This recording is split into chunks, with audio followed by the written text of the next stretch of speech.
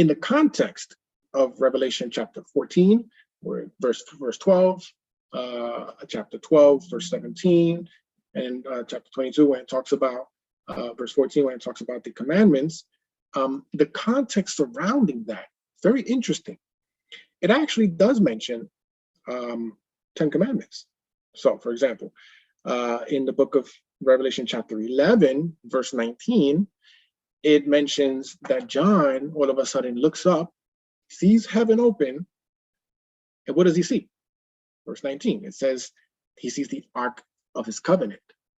Now, evidently, Jesus is not ministering before an empty ark. So when you study the ancient system of types and symbols, the ancient sanctuary, we learn that what was inside the ark originally were the 10 commandments, right?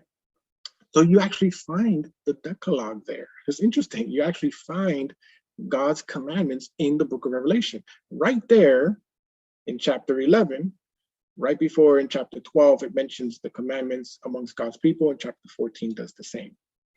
You find some other things as well. In the book of Revelation, there's warnings against breaking certain of the commandments. It warns against certain sins, like idolatry, things of that nature. And so you have in the context references to the Decalogue, to the 10 commandments, to the commandments of God. So that again is not a way of that I would argue that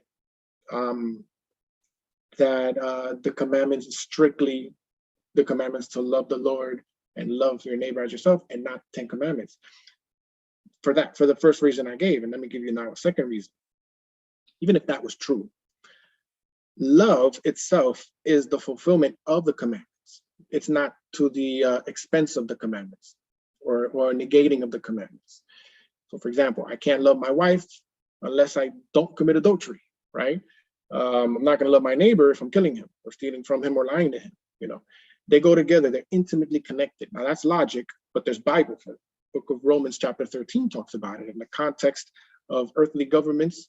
Romans chapter 13 says, outlines some of the commandments, and then it says, and if there be any other, because it didn't outline all of them, it says it is briefly comprehended. That's King James talk, but the New King James and other versions say it is summed up as this, or it is a summary of this, or like this, thou shalt love thy neighbor as thyself.